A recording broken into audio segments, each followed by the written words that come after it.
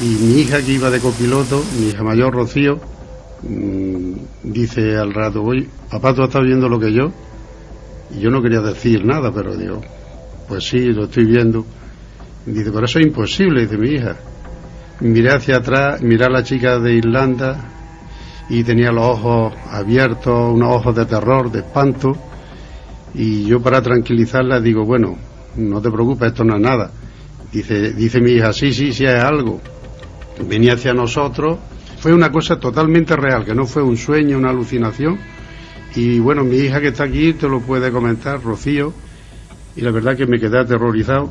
Pero ahora me confirma mi hija, yo no lo recordaba, de que dije en un momento, y es verdad, de ir hacia él con el coche, de acercarme y verlo de frente a frente, pero claro, en el último instante tiré hacia la derecha. La verdad que de recordarlo me da pavor. Estamos notando eso, Alejandro, y eso pasa en todos los casos auténticos. Ha pasado el tiempo, pero cuando tú lo recuerdas vuelves a verlo, ¿no? Sí, lo estoy viendo tal como entonces. 1:10. Buenas noches, amigos. Ha sido una semana especialmente agitada. Noticias de todo tipo. Extraños anuncios que dan la vuelta al mundo. La ONU, que nombra una embajadora de los extraterrestres, que en apenas unas horas se confirma que la noticia no era realmente veraz. Sin embargo, en estos días, declaraciones de astrónomos importantísimos asegurando que los extraterrestres existen. Conferencias internacionales donde pilotos, especialistas, militares hablan de un gran secreto. Y científicamente hablando, el hallazgo sorprendente de un mundo gemelo a la Tierra. Y además, una señal. Parece ficción, pero es realidad. En diversas ocasiones, la mítica película Contact ha servido de inicio, de casi rampa de despegue de esta nave, con la ilusión de que en algún momento, por ahí arriba, quién sabe si con un sonido similar a estos acordes míticos de Jean-Michel Jarre, alguien responda. Hasta estos instantes teníamos la famosa señal WOW, de la que hemos hablado en alguna ocasión, una especie de extraño latido proveniente de lo más profundo del cosmos. Además, se confirma que en dirección, en el rumbo de ese mundo parecido al nuestro, parece ser que alguien, o algo, si no es error, ha emitido una señal. Evidentemente, ha sido tal el cúmulo de informaciones de última hora que parece que algo está pasando, que algo flota sobre el mundo, como dijo una vez un corresponsal del diario ABC, Carlos Murciano. Algo flota sobre este viejo mundo, cansado ya de rodar por los espacios infinitos. Para algunos científicos, estamos muy cerca. Hay quien dice que ya se tienen datos. Hay quien afirma que de unos meses a esta parte se está preparando a la opinión pública mundial a nivel global para dar la gran noticia. ¿Qué noticia? Para que entendáis el nivel de repercusión que ha tenido en algunos ambientes. Un pequeño fragmento, simplemente, luego lo haremos con ellos. José Manuel Nieves, director de Ciencia de ABC, al recibir el teletipo de esa señal, ese pulso de algún lugar, quizá dentro de unas horas haya noticias que digan que no es cierto, o quizá no. Pero Nieves se quedaba sobrecogido. Si esto es verdad, es la gran noticia. O sea, a mí me llena de asombro y de expectativa, es lo único que puedo decir. Espero más noticias, espero que esto intensifique las investigaciones y espero que de una vez por todas podamos decir que hemos encontrado una señal procedente del espacio. Acudíamos también a otro buen amigo y asesor científico de este programa, Miguel Gilarte, director de la Asociación Astronómica de España, director del Observatorio del Almadén de la Plata en Sevilla, y él tenía la misma sorpresa, pero también la confirmación de que algo se está moviendo ahí arriba y de que quizá pronto tengamos una noticia sensacional. Bien, bueno, pues hace algún tiempo se descubrió un potente impulso láser que ahora sabemos procede de un rincón del cielo que conocemos con precisión, y ahora un impulso láser que parece proceder de aquella región. Bueno, pues podríamos hablar de una coincidencia, pero ¿y si no lo es?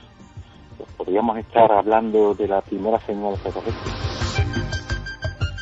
Un sonido, una voz,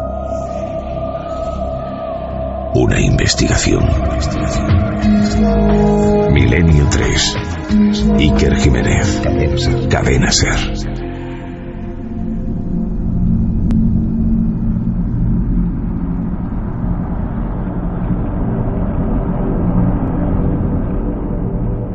Una y 22 minutos. Estamos ya todos y hemos cambiado casi el artefacto sideral y espacial que cruza el infinito y casi nos situamos en un vehículo. en un camino, en un lugar de nuestra piel de toro. Muchas veces hemos contado historias de personas que se han encontrado con lo imposible y creemos que la inmensa mayoría de esos testimonios son reales. Esta noche toca recordar algunos de ellos porque nos ha llegado, además por vía de un buen amigo de este programa, Javier Riollo, y toda una autoridad intelectual y cultural en este país, la historia de otro prestigiosísimo escritor, poeta, ensayista, en fin, un intelectual, un hombre que yo creo que si cuenta o nos va a contar que ha visto algo es precisamente por esa razón, porque ese algo seguro que cambió su vida, su percepción, y que es algo inolvidable. Hay más y no es habitual. La mayoría de estos casos en plena noche, tengan la naturaleza que tengan, se expliquen o no se expliquen, suelen ser protagonizados por una sola persona. Es extraño el suceso donde más de un individuo ve la misma aparición y puede describirla. Da la impresión de que estos seres, entidades, figuras, no sé cómo llamarlas, tienen una misión. No sé si vienen del espacio exterior, como se ha creído en muchas ocasiones, forman parte del inconsciente colectivo o están ahí desde siempre acompañándonos, queriendo decir algo. Lo que sí sé es que aparecen a personas en momentos importantes. Y a veces da la impresión, y lo sabe perfectamente mi compañero Javier Sierra, de que todo el entorno se convierte en una especie de sueño onírico. Era un camino y no pasó ningún otro coche. Era un lugar y no había absolutamente nadie. Incluso no se escuchaba nada. Esa especie de burbuja espacio-temporal que dura el tiempo que dura la visión de esa figura imposible.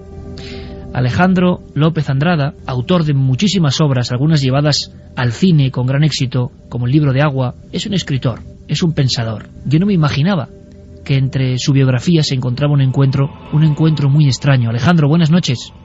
Hola, buenas noches, Iker. Me impresionó mucho cuando Javier Riollo me comentaba aquí en la redacción de la cadena SER que tú habías tenido directamente un encuentro con algo, pues casi insólito, ¿no? En mitad de la noche, y yo no sé si hace mucho tiempo o no.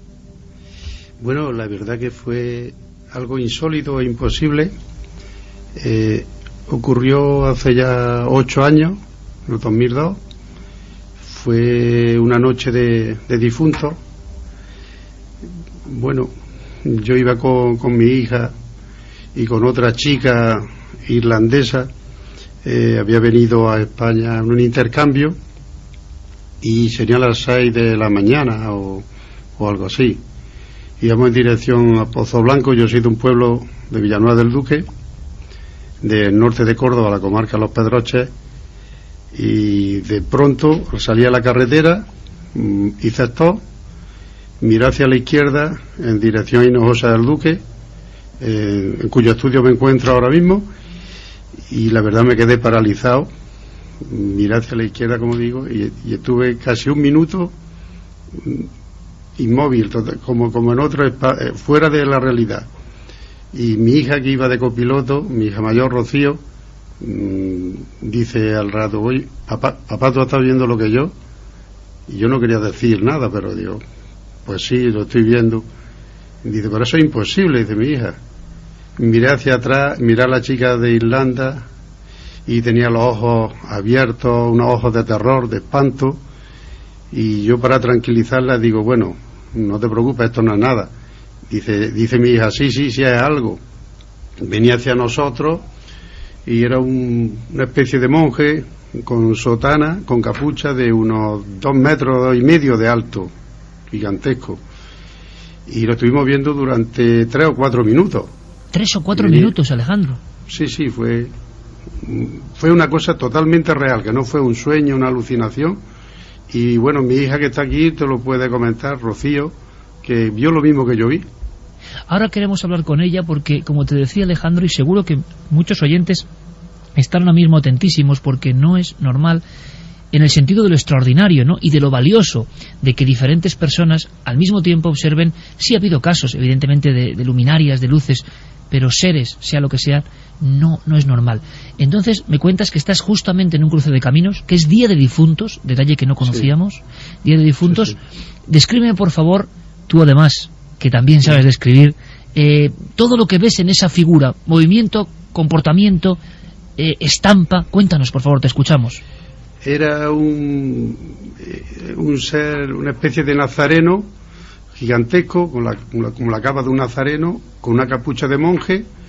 La cara no se le veía, porque llegó a estar de nosotros unos 20 metros, desde los 100 metros que venía hacia nosotros, venía por el centro de la carretera, como flotando, porque vimos que no tenía pies, venía a unos 20 centímetros de la carretera, y bamboleándose como cuando van las procesiones de Semana Santa, como va un nazareno con ese movimiento de un sitio hacia otro. Y fue terrorífico, porque en ese momento no sabes qué hacer, se detiene el tiempo, y la figura era era negro, era no sé cómo explicarlo, no era un color, el color que llevan los monjes, un color ocre o marrón oscuro, no, era negro, era una figura negra, y la capucha se vio perfectamente, la espalda muy ancha, estamos hablando de casi 1,5 metros de anchura, era un ser gigantesco de 2,5 metros de alto, y la verdad que me quedé aterrorizado. Pero ahora me confirma mi hija, yo no lo recordaba, de que dije en un momento, y es verdad, de ir hacia él con el coche, de acercarme y verlo de frente a frente, pero claro, en el último instante tiré hacia la derecha. La verdad que de recordarlo me da pavor. Estamos notando eso, Alejandro, y eso pasa en todos los casos auténticos. Ha pasado el tiempo, pero cuando tú lo recuerdas vuelves a verlo, ¿no? Sí, lo estoy viendo tal como entonces. Venía por el centro de la carretera. Curiosamente estaba el cuartel de la Guardia Civil a un lado y el colegio público de GB al otro lado. Y yo decía, ¿cómo este hombre o este ser viene delante del cuartel a las 6 de la mañana, 6:30 de la mañana, y hacia nosotros? Que era una cosa tan fuera de la realidad y tan absurda que te queda fuera de control, te queda pasmado, como decimos aquí, ¿no? Cuando sales con el coche, ¿logras verlo a tu espalda? ¿Las luces de los frenos logran iluminarlo o aquello se desvanece allí? Totalmente. Quería contar el final. Después de esos 3 o 4 minutos torcí en dirección a Pozo Blanco, la carretera Pozo Blanco, y muy despacito vi que venía un coche de Hinojosa por detrás, y esperé hasta que llegó a la altura de esta visión, la traspasó literalmente y desapareció. Vamos, vi los focos traspasándolo. El otro coche llega a traspasarlo. Sí, lo traspasó. Era una coche que era una cosa que era material, el monje era material, estaba ahí, y sin embargo era como un holograma, porque lo traspasó el coche y se deshizo. O sea, algo que me dejó hecho polvo. Oye, Alejandro, una cosa, antes de hablar con tu hija, tú que eres un hombre, un escritor reconocido, no sé, ¿lo has contado a otras personas? ¿Te ha causado algún tipo de disturbio, de problema, afirmar un caso tan alucinante? Claro, hay gente que no lo cree, porque, bueno, amigos, el caso de Javier Riollo, escritores, Julio Llamazares, que es muy buen amigo mío, lo he comentado, otro poeta como Antonio Colina, muchos amigos, Felipe Benítez Reyes, varios escritores, varios amigos, y la verdad que se quedan estupefactos. Bueno, el mismo Javier Sierra, que recuerdo que se lo conté en una ocasión, que estuvo en Dos Torres, aquí en un pueblo de la... No sé, Javier lo debe recordar. Y es algo tan increíble que, de no haberlo vivido con otras 2 personas, yo mismo creo que fue pudo haber sido una alucinación, pero no, aquello fue totalmente real, pero tan real como que estoy ahora aquí en Hinojosa del Duque, delante de mi hija. Alejandro, una cosa, la sensación que te queda después de ese encuentro, de esos minutos delante de esa figura que iba hacia vosotros, es de miedo por encima de todo, ¿no? De curiosidad. Bueno, es una mezcla de pavor, de miedo, de respeto. Lo que sí es verdad que te cambia. A mí eso me cambió mucho, mucho la vida, y me ha hecho creer mucho más que nunca en que hay otras realidades, otras dimensiones, y en que no estamos solos. Es que pienso que hay varios planos de la realidad, de otra realidad, que se mezclan con esta, y debió de ser algo de eso, porque aquello era real. Físicamente estaba allí y duró la visión varios minutos, como te he estado diciendo. Decías que flotaba a una altura del suelo. No llegaba a tocar el suelo. 20 minutos, no tocaba, los pies no tocaba el suelo. Y había como si tuviera aire, se bamboleaba. Es decir, la túnica o el hábito de aquel monje, aquello extraño, se iba bamboleando como si tuviera algo debajo, aire o algo así. Voy a hacer un gesto a mis compañeros Carlos y Fermín. Me gustaría que conectasen directamente con nuestro compañero Gonzalo Pérez Sarrón, Extremadura, que yo estoy seguro que está escuchándonos en Navalmoral de la Mata, y está ahora mismo que si no da un brinco, porque la descripción que hace Alejandro es exactamente igual, idéntica, hasta los detalles del bamboleo de la túnica, la distancia al suelo, la altura del ser, la capucha, el color, el recorrido. Es el calco de un caso que él conoce muy bien, y Javier Sierra también conoce muy bien: los sucesos, el pavor vivido en el pequeño pueblo de Saucedilla en 1984. Javier Sierra, creo que cuando estamos escuchando esto estamos viendo la misma figura, mismo comportamiento, y hasta allí los niños decían que se bamboleaba la túnica como si tuviera un patín. No era un caminar de hombre, sino como si algo lo transportase. A mí se me estaba poniendo la carne de gallina, porque es el mismo retrato robot, idéntico, Javier. Y no solo Saucedilla, podríamos hacer un repaso por muchos otros rincones de la geografía ibérica, desde al menos los años 70 a nuestros días, y hay varios casos de ese tipo que son realmente sorprendentes. Lo que nos está contando Alejandro, que efectivamente me contó su historia en su momento en Dos Torres hace ya algún tiempo, encaja a la perfección con ese caso, pero también con otros. Por ejemplo, yo recuerdo Yebra, Guadalajara, 1973, ¿no?, cuando un señor llamado Cirilo Gómez, un pastor de ovejas, se encuentra con un personaje prácticamente idéntico al que nos está describiendo Alejandro, con características muy similares. También está como flotando a unos centímetros del suelo, no le ve los pies en ningún momento, tiene esa especie como de bamboleo. Lo que ocurre que lo que vive Cirilo Gómez, que está muy cerca de él, no hay un parabrisas de por medio, no hay una carretera, es en medio del campo, cerca del lugar donde él encerraba su ganado, le permite llegar a escuchar que ese ser le llama por su nombre, ¿no?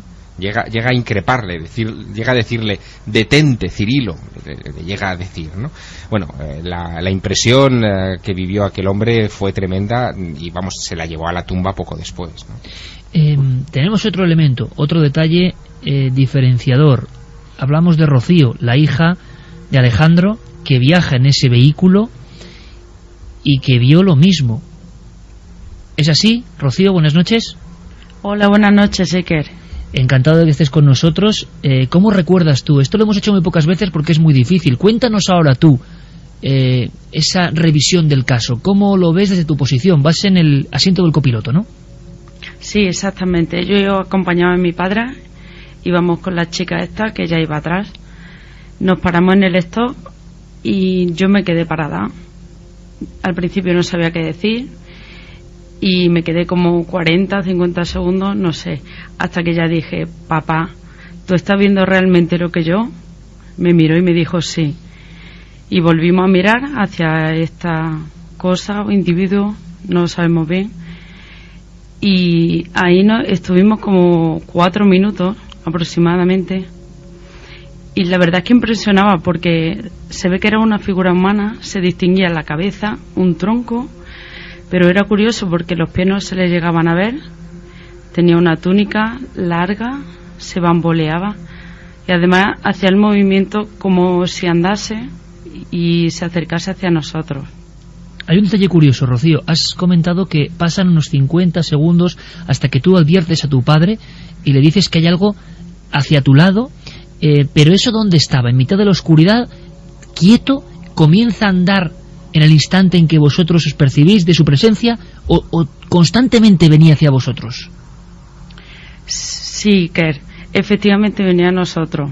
Poco a poco se iba moviendo, nosotros veíamos que se iba acercando. Por eso tardé yo en reaccionar un rato y decir: está viendo lo que yo, porque me parecía un poco raro. Entonces estaba en mitad de la carretera, justo en la línea de en medio, y bueno, es que daba un poco de miedo de decir ¿eso qué es? Porque no se le veía la cara, la capucha le tapaba y lo miraba y era una sombra negra, no tenía cara. ¿Cómo estaba el día en aquel instante? ¿Era ya noche cerrada? ¿No? Eran de madrugada, me habéis comentado, a las 6 de la mañana ya. ¿Había algo de claridad o era más oscuro que la propia noche? No, estaba muy oscuro. Había estaba en la luz de la farola, pero estaba oscuro, un poco oscuro, sí. Dejadme hacer una cosa, porque os puede interesar también a vosotros, padre e hija, testigos de esta historia, que quizá no sepáis que hay un caso no voy a decir idéntico, es que es un calco tan absoluto en comportamiento que yo no sé si a mi amigo Gonzalo Pérez Sarró, allí en Navalmoral, muy cerca donde todo ocurrió, en Extremadura, en la puerta de Extremadura, se le habrán puesto también los pelos de punta, me imagino, porque nunca, Gonzalo, buenas noches. Hola, muy buenas noches. Yo no sé tú, yo nunca he escuchado una versión tan idéntica en comportamiento, en acción, en altura, en traje, talar, sotana, como la de Saucedilla. No sé si has podido escuchar el testimonio completo. No lo he escuchado completo, pero los detalles que he escuchado tienen pues mucha similitud. Desde luego parecía que hablábamos del mismo ser. Pero ten en cuenta que hasta la túnica, la túnica revoloteando, exacto, en mitad de la carretera, la túnica revolotea, la negrura absoluta, la capucha, un tronco humano como yendo impulsado por un patín, exacto, y una sensación de pavor terrible y unos 2,5 metros de alto. ¿A ti a qué te suena todo esto? Pues igual, a esa figura y en esos dos detalles, la forma en que se desplazaba, como deslizándose, y ese misterioso, que no sabemos a qué corresponde, revolotear de los faldones de esa vestimenta, que la chica de Saucedilla, la testigo principal de aquel caso, nos decía que es como si hubiera un ventilador debajo de la figura que hiciera airear esa prenda. Alejandro, Rocío, ¿algún sonido en aquel momento? ¿Teníais las ventanillas, imagino, subidas? Sí, sonido ninguno. Era un silencio absoluto, sepulcral, y la sensación, yo al menos lo sentí, de que había traspasado la barrera del tiempo y estaba en otra realidad. La sensación de estar en otra dimensión, como fuera del espacio, entrar en otro espacio. Y bueno, la verdad que eso a mí me ha marcado tanto que a raíz de entonces, incluso en mi modo de escribir, incluso en mis novelas, a raíz de entonces tratan todos temas paranormales, esotéricos, cosas de las que yo antes nunca escribía. Hay una cosa que es curiosa, esa figura, ese ensotanado, llega a estar relativamente cerca del coche. ¿Percibís algún detalle más cuando está más cerca o sigue siendo la misma sombra, el mismo tronco humano? No hay nada que llame la atención. Igual, lo único de que no tenía pies y estaba flotando la carretera y se movía. Cuando decía lo del ventilador, era esa sensación, como si le viniese el aire desde abajo, desde la tierra hacia arriba, y se bamboleara todo, pero era no conseguimos verle el rostro. Debajo de la capucha no había rostro, o al menos no lo veíamos. Fue lo que yo me fijé, porque quería verle algunos rasgos físicos de la cara y no lo conseguimos ver. ¿Me señala Carmen algo? Sí, ¿visteis las manos en algún momento? ¿O si hacía algún movimiento para impulsarse con las manos al caminar? No, como los nazarenos, unas manos pegadas al cuerpo, absolutamente. Y lo que sí me asombró mucho, Iker, fue la anchura del cuerpo, del tronco. Digo, como algo así de 1,5 metros, era un ser muy, muy corpulento, muy grueso. Muy robusto. Sí, muy robusto. Y la sensación que tenemos es de que se aproxima a vosotros por algo, camina a gran paso, a gran velocidad, o va muy lento. Con muchísima lentitud. Ten en cuenta que a los 4 minutos recorrió unos 70 metros u 80 metros. Lo vimos desde los 100 metros y cómo se venía aproximando hacia nosotros, y cuando estuvo unos 20 metros fue cuando reaccioné y tiré hacia la derecha. Y yo sigo pensando que hubiera pasado si hubiera ido hacia él. Ahora me lo pregunto, ¿no? Y es muy curioso, Rocío, ¿tú llegas a ver también, como comentaba tu padre, la sensación de que ese otro coche que viene en la otra dirección llega a atravesar esa figura? No, yo no lo llegué a ver porque yo estaba tan sorprendida, estaba dándole vuelta en mi cabeza y no pensaba en otra cosa en ese momento. Pero sí que mi padre, que estaba pendiente, sí que me lo comentó. ¿Sabéis si en ese lugar justo, que no sé si podemos comentarlo, qué cruce es exactamente, en Rocío, Alejandro? ¿Dónde se produce exactamente el encuentro? Y lo decimos por si hay gente que sabe algo más de esa zona. Bueno, se produce en el cruce en Villanueva del Duque, que es en el pueblo donde yo vivo, mi pueblo natal, entre la carretera que va hacia Villaralto, que es otro pueblo, Hinojosa del Duque a la izquierda, y Alcaracejo y Pozo Blanco a la derecha. Justo en ese punto. ¿Y tenéis alguna información, o a raíz de este caso habéis investigado, o alguien os ha contado? Vamos a intentar desde luego ahora mismo, Carmen, abrir las vías de contacto por si alguien sabe algo, ha vivido alguna experiencia parecida. Nos interesa mucho, si alguien ha vivido experiencias parecidas, que nos lo cuente, y más aún si es en esta zona concreta. ¿Había ocurrido, no sé, alguna tragedia, alguna cosa singular en ese entorno?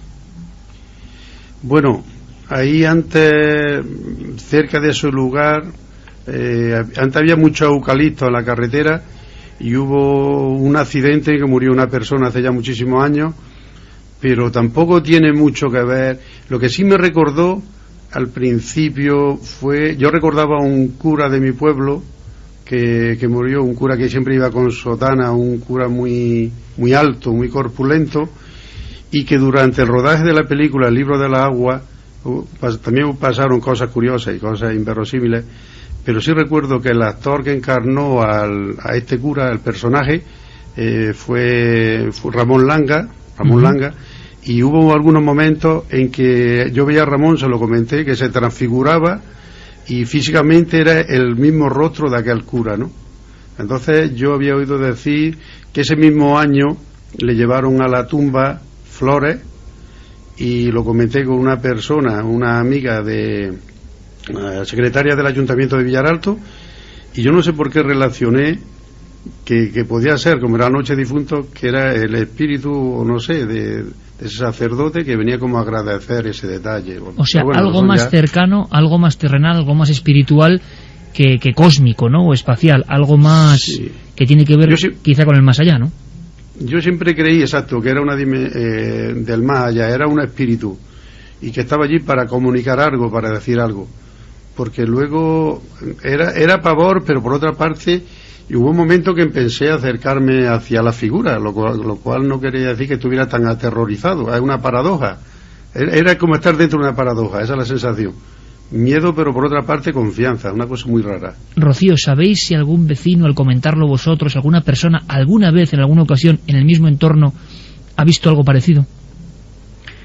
Pues no, yo lo comenté en mi entorno de amistades a varias personas, también de los pueblos colindantes, y la verdad es que nadie ha visto nada igual. Pues a mí me gustaría mandaros un fuerte abrazo, agradeceros muchísimo el testimonio, un testimonio crudo, auténtico. Ahí está, alguien que, imagino, ve algo, no cuenta algo tan apasionante y tan absurdo al mismo tiempo, una figura gigantesca, imposible, en mitad de la carretera, yendo hacia el coche, pero por fortuna sabemos que hay muchos más testigos, y ahora vamos a recordar algunos de ellos, que vieron exactamente lo mismo. Solo por esa coincidencia ya merece la pena investigar, y tener a dos testigos, padre e hija, en el mismo vehículo, que han visto lo mismo, la aparición y desaparición de esta figura, creo que es algo importantísimo. Os mandamos un abrazo fortísimo y seguro que nos vemos pronto. Un abrazo para los dos. Un abrazo, Iker, que es un placer hablar contigo, y un abrazo para Carmen también. Un abrazo, Alejandro. Y para el amigo Javier, un abrazo y gracias. Buenas noches. Cuéntanos algo desde el otro lado. SMS al 27640. Escribe la palabra milenio, espacio y lo que nos quieras contar. Comentaristas de Milenio 3. Siempre al otro lado. ¿Y hay preguntas, cuestiones o elementos que tengan que ver con la zona? ¿Qué dicen nuestros oyentes?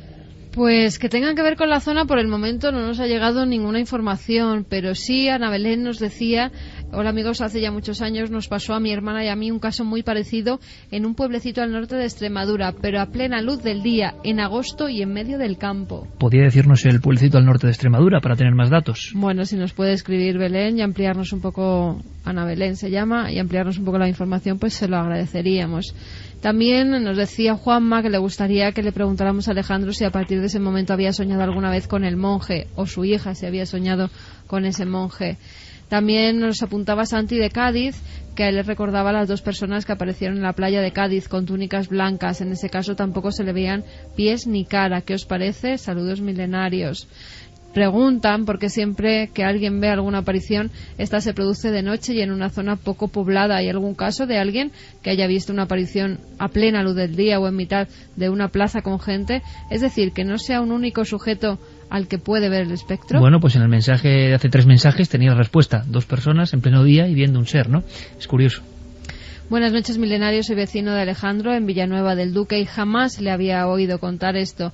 Estoy alucinando el misterio en Los Pedroches, nos decía Manuel Alejandro. Nos comentaba Javier Riollo que era una zona donde también había habido mucha represión en la guerra civil, se había hablado de fosas y de sitios que quizá tengan un significado dramático, ¿no? Pero eso ya es difícil de hilar a estas alturas. Javier Sierra y Gonzalo Pérez Sarrón nos escuchan. Yo sé que Javier también va a sentir cierto escalofrío cuando escuche un documento que es interesantísimo. Es una grabación que tiene unos cuantos años, ¿verdad, Gonzalo? Efectuada en Garganta la Olla. Sí, la hice en 1986 a la hija de Teodosio Gómez López, que tuvo una experiencia muy parecida a las que estamos contando hoy, y esta mujer, Francisca Gómez, ya había hablado para otros investigadores, Juan José Benítez, que quizá fue quien levantó la liebre de este caso, luego también lo hizo contigo, me consta, y esta mujer pues nos contaba el relato vivo de lo que no se le olvidará jamás. Era muy niña, pero dice que cómo llegó su padre a casa, descolorido, pálido, y con un miedo atroz, cuando era un hombre que no sentía miedo por nada. Desde bien joven, con 16 años, ya estaba en la sierra cuidando ganado y había estado solo mucho tiempo y nunca había tenido una experiencia que le causara tanto pavor como lo que le ocurrió. Bueno, tan es así que parece que su vida cambió por completo,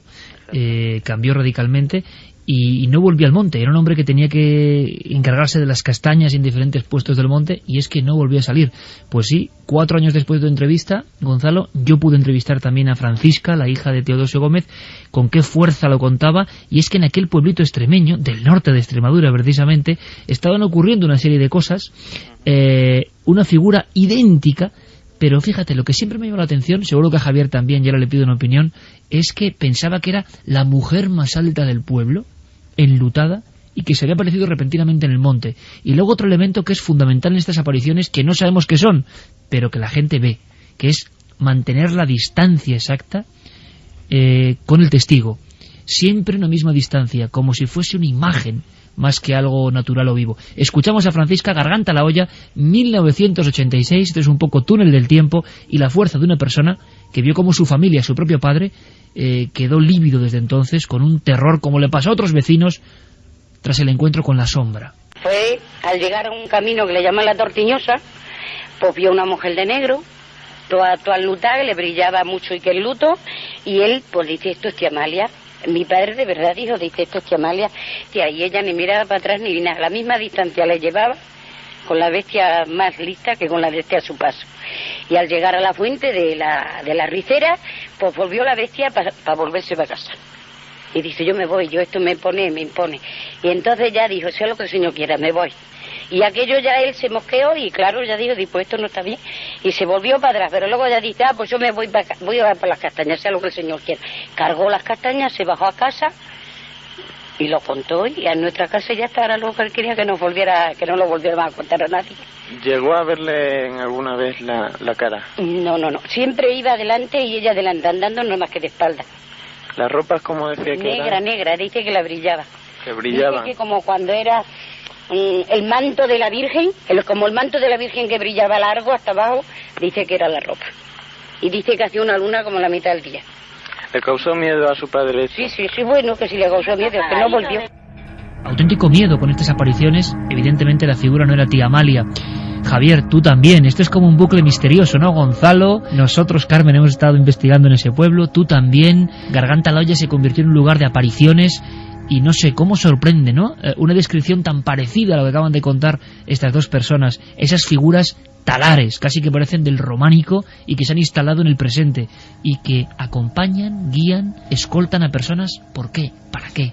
Mira, yo creo que hubo un momento, sobre todo finales de los 80, primeros de los 90, en el que los que nos interesábamos más por estas cuestiones y nos dedicábamos a la investigación de campo, pues sentimos fascinación por este tipo de casos, porque surgieron unos cuantos, algunos muy antiguos, como los que rescató en su momento Juan José Benítez en libros como La Quinta Columna, que nos impresionó a todos, o La Punta del Iceberg, pero a partir de ahí surgieron otros muchos en otras partes de la geografía. Yo recuerdo haber ido con José Antonio Campaña, un investigador veterano en estas lides, a pueblos de Guadalajara, de Cuenca, de Soria, recogiendo este tipo de informaciones, y parecían todas historias de pastores, ¿no? La típica leyenda urbana, bueno, en este caso rural, que se va contando de generación en generación y que parece que va a ser difícil ponerle nombres y apellidos, pero en cuanto hacías 2 o 3 indagaciones encontrabas a los protagonistas. Hubo un caso muy reciente en aquellos años, que surgió justo cuando estábamos investigando este tipo de casos, en 1990, en Valverde de Leganés, en Badajoz, donde el pueblo entero comenzó a denunciar la presencia de lo que ellos llamaban el monje satánico, ¿no? Que era una figura también vestida de los pies a la cabeza con un manto negro, con una especie de ropa talar negra que no le dejaba ver ninguna de sus facciones, y que se dedicaba a golpear en las ventanas de los vecinos. Es decir, que lo que ocurría era que les llamaba la atención esos estruendos que a veces se confundían con que un muro de una pared de una vivienda podía haberse incluso venido abajo. Bueno, lo curioso es que en esa época no se celebraba, o estaba muy apagada, una fiesta que hoy sí que se celebra. A partir del 2003 se ha convertido en muy famosa en Valverde de Leganés, que es la fiesta de la Diabla. La Diabla, que se celebra cada 24 de agosto, representa pues una supuesta aparición también de una criatura de este estilo, que se desata del yugo de San Bartolomé y que se dedica a perseguir durante una noche al año a los vecinos entre el pueblo, ¿no? Y que piensan que es una adaptación de algún tipo de aparición sobrenatural, quizá pretérita y olvidada, como ocurre en el origen de muchas fiestas populares en otros puntos de España. Recuerdo ahora perfectamente, como recordaba Alejandro López Andrada, la visión de esa figura que se le venía encima. Recuerdo mis correrías por Vegas de Coria, Rolobos, El Cerezal, El Gasco, donde hubo diferentes sucesos. Recuerdo un constructor que sacó un cuchillo de monte, año 95, en mitad de la carretera, porque justo en la línea meridiana del camino había una figura idéntica a la que estaban contando ahora mismo estos amigos. Inconsciente colectivo, algo inserto en todos nosotros y que conecta con una realidad que está ahí. Muchas explicaciones son posibles, muy pocas, imagino, las certezas. Pero es curioso, en otros pueblos de la región, en ese mismo Saucedilla, hubo algunos casos que hielan la sangre, porque poco después de las primeras apariciones idénticas en comportamiento, en aceleración, en lentitud, en altura, hay un grupo de niños, me acordaré siempre, Gonzalo, cerca de las piscinas municipales, que dan la primera voz de alarma de esa figura que nadie puede creer en esos testimonios. Claro, son niños, pero pocos días después, y esto a mí me impresionó muchísimo, otra joven, María del Mar Mariscal, dentro de su casa, en el perímetro interior del jardín de su casa, ve a la figura mirándole. Es uno de los pocos casos, si es que es el mismo ser, individuo, lo que sea, en que se le ve sin capucha, ¿no? Exactamente, y además que hasta el momento las apariciones de este ser había sido poco más que un fugaz paso o un rostro en la lejanía. Sin embargo, en esta ocasión lo ve de cerca y además hay como un intento de comunicación, porque cuando esta chica sale con las sobras de la cena para echarlas en el cubo de basura que tenía en el patio, en el jardín de su casa, ve junto a uno de los postes de la entrada de vehículos, que medía 2 metros, este poste, y ella decía que sobresalía sobre eso 1/3 de lo que era la figura entera. Digamos que 2/3 ocupaban el poste, con lo cual podemos calcular que podía rondar los 3 metros de estatura casi, una cosa descomunal. Pero cuando ella se percató de que allí había alguien, miró, vio la cara, dice que era una cara como enjuta, una cara como en forma de pera, pero que además tuvo como un detalle, o se percató de un detalle como de una especie de cicatriz o marca en ese rostro. Y claro, en esos momentos, segundos ya primero de susto y luego de pánico, puesto que este ser, sin despegar sus brazos del cuerpo, con su mano le hizo como una especie de seña de que se acercara. Claro está que no lo hizo, soltó la bolsa de basura, echó a correr, y como en el caso del vecino que contabas de las Urdes, el padre de esta chica salió con cuchillo en mano en persecución de este ser, pero cuando salió ya no estaba en el patio. Como siempre contamos algún caso de este tipo en primera persona, con testimonios, acoplándose a un informe nuevo a la larga ya, la longeva lista de los encuentros con lo absurdo, con lo extraño de estas entidades en nuestro país. Las vías de contacto, el 27699, y las vías de contacto habituales empiezan a llenarse de casos, de personas. Luego merecerá esto, Santi, un análisis por parte de los especialistas que estáis ahí, ¿no? ¿Qué ocurre? De nuevo un montón de historias. Estoy recordando que en algunos casos se disparó contra estas figuras.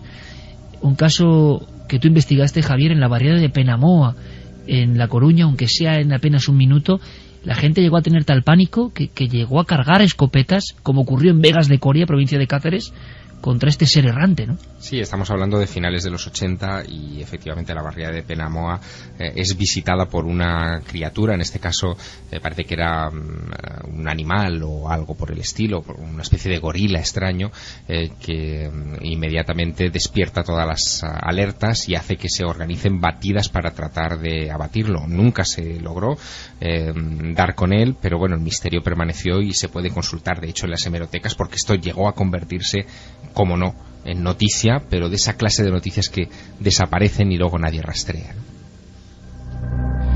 Esta noche tenéis que acompañarnos. Habrá túnel del tiempo, y un túnel del tiempo además emocionante, un emotivo homenaje, creo yo, y que tiene que ver con el terror, y también, por qué no decirlo, con estas incógnitas que nos rodean en esta semana precisa. También una investigación sobre conspiraciones, algo ha ocurrido y que ha sido portada, repetimos, del periódico El País. Manipulaciones extrañas, cobayas humanas y un sinfín más de historias. Ahora todas las noticias, aquí en la SER. Regresamos en apenas 5 minutos.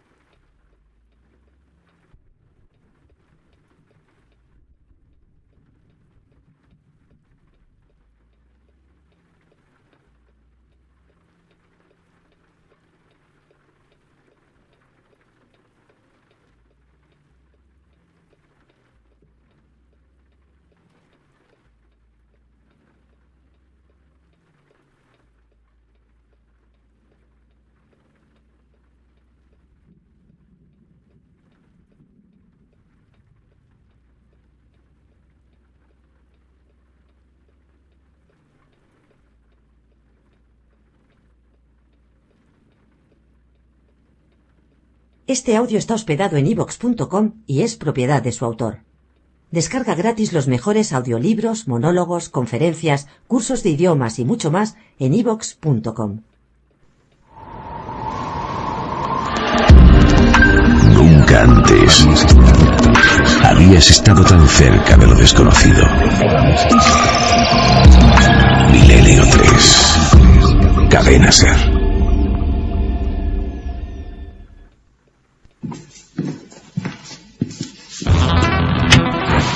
Alternativa 3 era un episodio más, un capítulo de una serie de mucho prestigio en Inglaterra que se llamaba Informe Científico.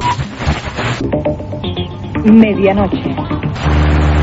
Que ya las pantallas de televisión están reflejando un punto luminoso. Las psicofonías son grabaciones paranormales en cinta magnetofónica. Los archivos aproximadamente 3.000 casos de encuentros con los humanoides. Esta noche, mágica. La Cruz del Diablo, de Gustavo Adolfo Becker. Que el metal se está fundiendo y dice que pronto se convertirá en algo así como plástico. Concretamente esta cuchara que tengo en la mano es nueva totalmente. El túnel del tiempo. Las voces, los ecos inmortales de muchos maestros componen, vertebran la estructura de ese túnel misterioso. El propio túnel habla de la radio en sí. Conectamos con Cantabria, con una de las más bellas localidades de esa tierra, San Vicente de la Barquera. Diego Marañón.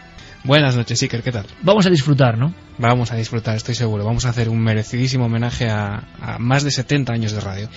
Además comenzamos, fíjate Diego, fíjate Carmen, fíjate Santi, que no estaba preparado realmente, o que estábamos vertebrando esta historia y no sabíamos lo que estaba por venir.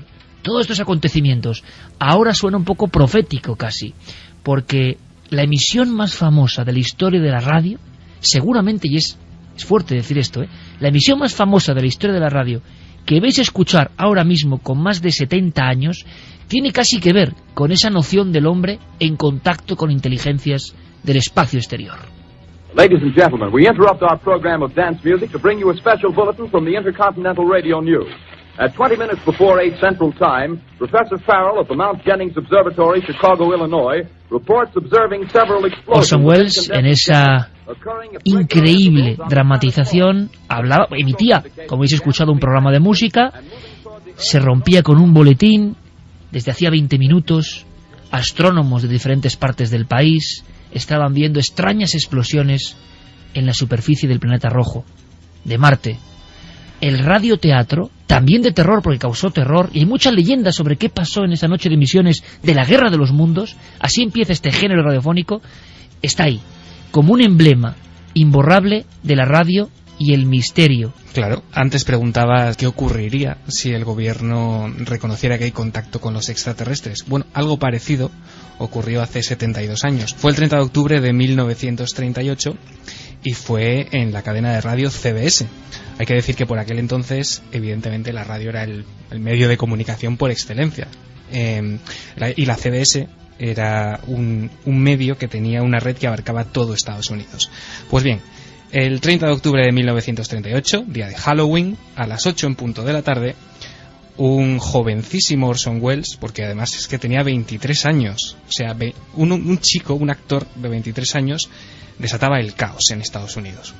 ¿Y el caos en qué se tradujo, Diego? A día de hoy hay estudios, ha motivado tesis de sociología, de periodismo. Exacto. ¿Qué pasó realmente? ¿Es cierto o es leyenda? Intentos de suicidio, pánico colectivo, las carreteras, y apenas había coches comparado con los tiempos actuales, colapsadas de gente que creían que esos seres de otro mundo estaban aterrizando en la Tierra. Sí, como dices, hay opiniones a favor y en contra. Digamos que la leyenda que se ha mantenido durante todo este tiempo habla de carreteras atestadas de automóviles, de familias enteras abandonando sus casas, de auténticas estampidas por las calles, en definitiva de auténtico pánico. Lo que es cierto es que la emisión de este radioteatro, de este primer hito, constituyó pues un punto de inflexión en la historia de la radio. El impacto en la calle sí que se tradujo en denuncias sobre meteoros que realmente no existieron, en informes de gente que aseguraba estar viendo y haber visto a los marcianos, y por supuesto, y lo más material y tangible, se tradujo en pleitos contra la CBS y contra Orson Welles. Se llegó a reclamar unas cantidades entre unas denuncias y otras que llegaban a los $750,000 de la época. Claro, las demandas, sin embargo, fueron desestimadas. Sin embargo, sí que hay otras posturas que, digamos, desmitifican un poco todo este caos. De hecho, hay un sociólogo que se llama Robert Bartholomew y que a finales de los 90 publicó un estudio que, bueno, rebajaba un poco el impacto social de toda esta experiencia. Porque es verdad que Orson Welles se hizo leyenda en este instante, aquel micrófono, aquel caos. Además, es la historia de la Guerra de los Mundos como emisión tiene mucho que ver con el mundo de la televisión hasta ahora, porque es que las representaciones de teatro que estaba haciendo Orson Welles en aquel programa de la CBS estaban teniendo en aquella época ya había ratings y ya había índices de audiencia y estaban siendo muy bajos. De hecho, la CBS estaba pensando en cancelar el programa. Y entonces la idea de Orson Welles fue decir, vamos a hacer algo realmente increíble para darle un impulso a esto. Y vaya si se lo dio. Vaya tramoya de la historia, Santi. Bueno, ahora quiero que nos emocionemos. Una voz, una de las voces de la radio en España y de la televisión, Teófilo Martínez. Bueno, aún se me pone la carne de gallina cuando recuerdo a Teófilo narrando el último episodio del Hombre y la Tierra que Félix no pudo acabar por estrellarse en Alaska, ¿no? La voz de la montaña, llamaban a Teófilo. Teófilo, ni más ni menos. O describiendo la llegada del hombre a la luna, emocionado, llorando, gritando, es la consecución de un sueño de siglos. Bueno, pues vamos a escucharle en un instante importantísimo, la Guerra de los Mundos. El fenómeno va creciendo, nos va calando y además con músicas inolvidables. ¿Qué fuerza tiene esta introducción de Teófilo Martínez? Nadie hubiera creído a finales del siglo XIX que la vida humana estaba siendo observada desde los mundos infinitos del espacio. Nadie habría podido soñar que estábamos siendo estudiados como se examinan bajo un microscopio los organismos en una gota de agua. Pocos hombres admitían incluso la posibilidad de vida en otros planetas. Sin embargo, a través del abismo espacial, mentes infinitamente superiores a las nuestras dirigían su codiciosa mirada hacia esta Tierra. Y lenta, pero inexorablemente, dispusieron sus planes contra nosotros. ¿Cuántas veces hemos puesto esta música en este programa? Siempre nos emociona por iguales, como un pálpito, ¿no? Y cuando uno acude a los clásicos, Santiago Camacho estaba recitando al mismo tiempo que Teófilo Martínez esas palabras, ¿no? Esa obra increíble. Este disco fue el primer LP que me compré en mi vida. Y tuve que ahorrar mucho dinero porque yo era muy pequeño, pues tendría 14 años o probablemente, o cosas así. Y fue el primer disco que me compré. Tantas historias, pero la idea de Diego Marañón...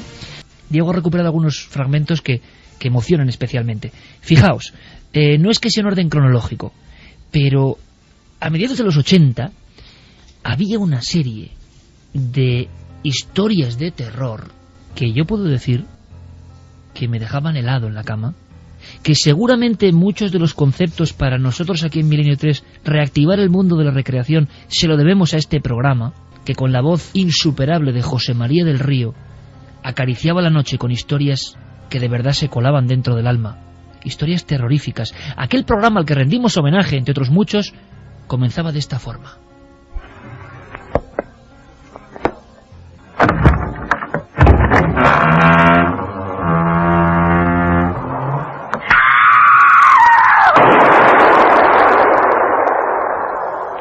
Miedo. Una serie escrita y presentada por José Antonio Valverde, con realizaciones dirigidas por Domingo Almendros. Miedo. Y pasé muchas horas de miedo con este programa. Un sinfín de historias que cambian tu niñez. ¿Qué sabemos de miedo? Qué pena, ¿no, Diego, que muchas personas hoy hayan olvidado a estos maestros del terror radiofónico que invadieron nuestros sueños, ¿no? Hay que rastrear mucho en Internet todavía hoy para encontrarse con piezas de miedo. Pues sí, no es fácil y lo que encontramos no siempre tiene la calidad deseada. Lo que sabemos de Miedo es que fue un programa, como dices, mítico, que se emitió entre los años 1986 y 1988 en Radio Nacional de España. O sea, ha pasado muchísimo tiempo y sonaba con fuerza Los Pájaros y creaban una atmósfera, sinceramente, que yo creo que supera a la propia imagen del cine. No hay imagen más potente que la que teje en la oscuridad nuestro propio cerebro. Basado en la obra de Daphne du Maurier, en una adaptación escrita por Joaquín Amichatis, presentamos esta noche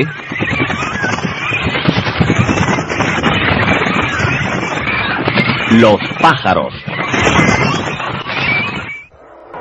Al mirar hacia el mar, descubrió algo que llamó su atención. Distante, las olas que ya comenzaban a romperse tenían una corola blanca. No era espuma, son gaviotas, son cientos, miles. La capacidad de la radio para mostrar paisajes, imágenes, panorámicas. Pero de obras clásicas podemos pasar a auténticos genios patrios, aunque Chicho Ibáñez Serrador no nació en España realmente, nació en Uruguay. Pero tenemos, yo por lo menos aquí, me cuadro, me quito el sombrero. Yo también, Desde luego, Chicho Ibáñez Serrador como gran maestro, y lo vamos a escuchar en esa maestría. Vamos a ver cómo lo presentaban en otra de las famosísimas series radiofónicas.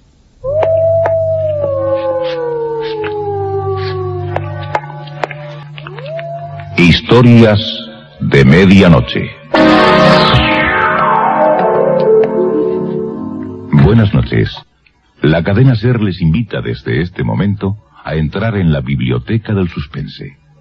Adelante, por favor. Nos está esperando Narciso Ibáñez Serrador. Casi nada, Diego. La cadena SER, más de 20 años, y esperaba en su biblioteca todo un personaje fundamental para entender el terror en la radio en España. Claro, yo tengo que reconocer que también Chicho para mí es una debilidad personal, Digamos que toda su obra, desde Historias para no dormir en la tele, que algún día hablaremos exclusivamente de ello, hasta estos clásicos, estos relatos que él hacía, la mayoría con la voz de su padre, de Narciso Ibáñez Menta, que claro, eso ya era sinónimo de calidad. Lo que acabamos de escuchar es la cabecera de Historias de Medianoche, que fue un ciclo de programas que hizo en la cadena SER en 1987.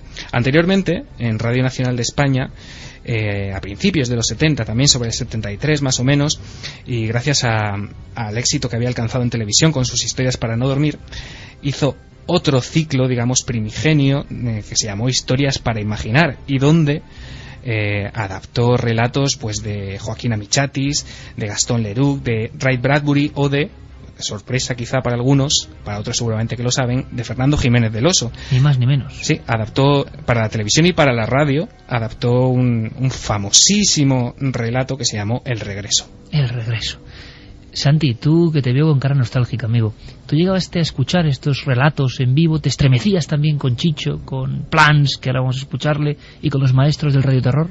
Pues sí, porque la verdad es que, años tengo para ello. Mira, se está riendo, se lo digo a toda la audiencia.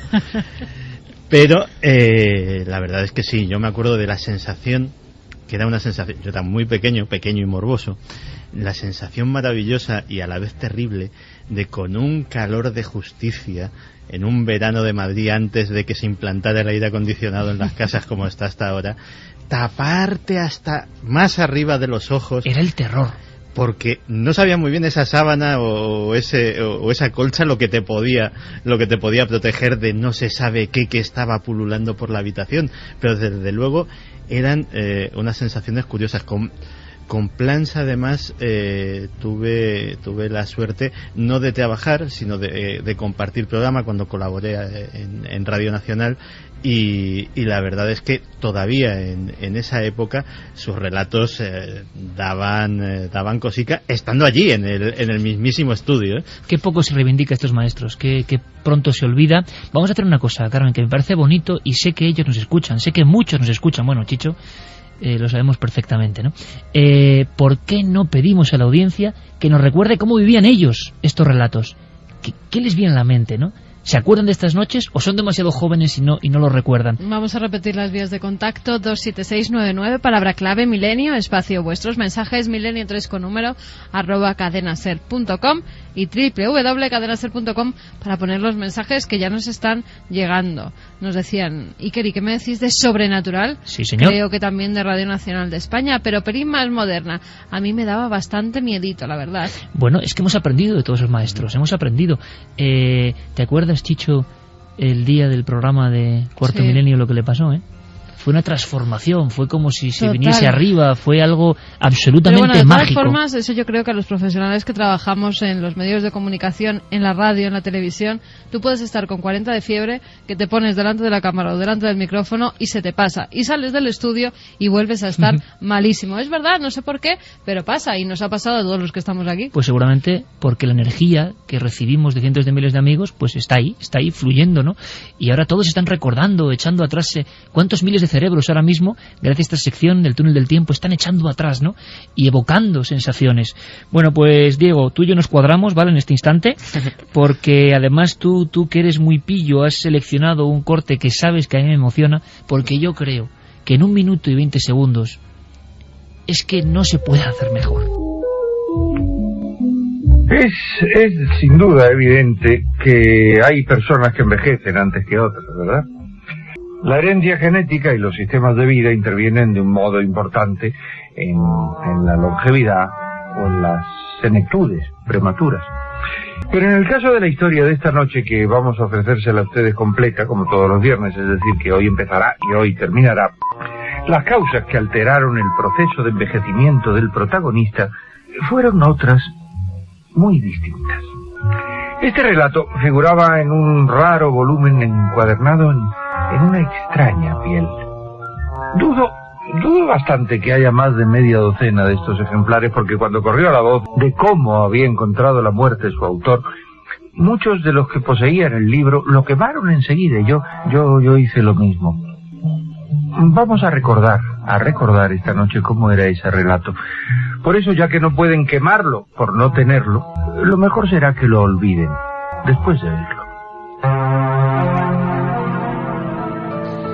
a las 3:30 en punto de esta madrugada de octubre, acaba de sonar de nuevo, una vez más, la voz de un maestro, dejando una serie de códigos en 1 minuto y 20 segundos que son para aprendérselos. Si alguien quiere alguna vez hacer terror en la radio, suspense en la radio, cuántas cosas, cuántos manejos de la información, cuánta inteligencia, cuánta sabiduría, cuántas cosas que le hacen sentirse uno muy pequeño. Narciso Ibáñez Serrador, maestro incomparable en la radio, presentando un libro en una extraña piel, presentando la historia de un supuesto autor muerto en extrañas circunstancias, presentando la idea absolutamente sublime de olvídenlo después de escucharlo. Diego, ¿cómo es posible concentrar tanta maestría, ¿no?, en un tiempo tan corto?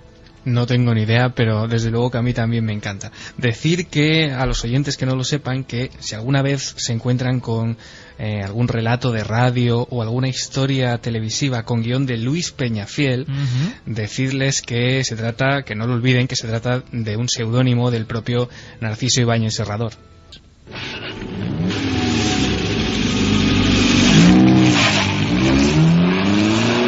Las ruedas, chirriando, desconcertaron a los pájaros de la noche. Las sudorosas manos del hombre, cuando la carretera estaba cercana a una inmensa playa, tanto que en las épocas invernales el mar invadía el asfalto, dejaron libre el volante. Que conduzca el piloto automático. Comenzaba a delirar.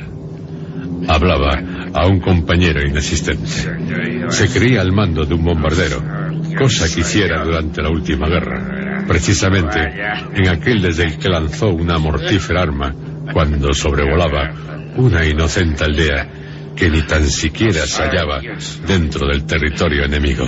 ¡Arden como ratas! Señaló, allí donde los faros del coche... Otra historia mucho más reciente, Plans, uno de los últimos mohicanos del género del terror en la radio. Sí, un genio absoluto también, cuyos oyentes se quedaron huérfanos tras la cancelación en 2003 del programa, pero que hay que decir que, bueno, si os sirve de consuelo a los seguidores, en unos meses aparecerá en las librerías, digamos, de nuevo un relato suyo por ahí en una antología de la que ya hablaremos. Y podríamos terminar en este breve repaso, es un poco homenaje, ¿no?, es un poco recuerdo, sentido. Nosotros en Milenio, en el 2003, y gracias a todo el apoyo del equipo de producción de la SER, con gente que había hecho radioteatro en muchas ocasiones, Primitivo Rojas, Paco Barrero, pues volvimos a reactivar un género que estaba francamente muerto. ¿Cómo es posible que algo acabe casi muerto cuando ha habido intérpretes, como vamos a escuchar ahora brevemente, como Narciso Ibáñez Menta, protagonizando algunas de las más viejas interpretaciones de Edgar Allan Poe, ni más ni menos? Es cuando maestros hablan de otros maestros, Diego. Sí, la verdad es que es una pena. Yo supongo que los tiempos cambian, pero desde luego cuando uno escucha estos documentos antiquísimos, cuando escucha voces como las de José María del Río o las de Primitivo Rojas, se da cuenta de que esto no debería caer en el olvido y afortunadamente, como dices, en los últimos años, tanto en Milenio 3 como en otras dramatizaciones, en otras cadenas de radios, se han hecho, digamos, intentos y esfuerzos por recuperar algo que deberíamos tener todos muy presente. Vamos a terminar con un detalle que nos contó su hijo, Chicho Ibáñez Serrador, cara a cara en el programa de televisión de Cuarto Milenio. Yo le pregunté a Chicho, en un momento escalofriante de verdad para mí, Narciso Ibáñez Menta, tu padre, inconmensurable a todos los niveles, parece que se transfiguraba, que se transformaba, que se convertía en los personajes. Y Chicho nos contesta que él se ponía un dibujo, por ejemplo de Poe, y pasaba horas delante de él, y era como si conectase con cierta energía, y parece que el personaje de verdad se apoderaba de él. Me pareció una descripción alucinante. Ahí va, como final de este homenaje, la voz de ese gran actor que protagonizó películas incluso de ámbito parapsicológico, Narciso Ibáñez Menta. Es muy comprensible que haciendo la vida que hago, en el pueblo se me juzgue como un hombre extraño. Nunca salgo, porque no deseo hacerlo ni hablo con nadie, porque con nadie podría hablar. Por eso es lógico que se forjen historias a mi alrededor y que las viejas murmuren y que hasta se persignen cuando pasan frente a mi puerta. Las murmuraciones no tienen importancia. Por supuesto que no. Pero la muerte de 6 muchachas sí que la tiene. Dicen que has sido tú. ¿Lo dicen? Lo creen. ¿Tú también lo crees? No, Pero los hombres del pueblo sí. Las muchachas murieron de fiebres y de debilidad. Sí, pero en sus gargantas había marcas. Marcas. 2 heridas pequeñas.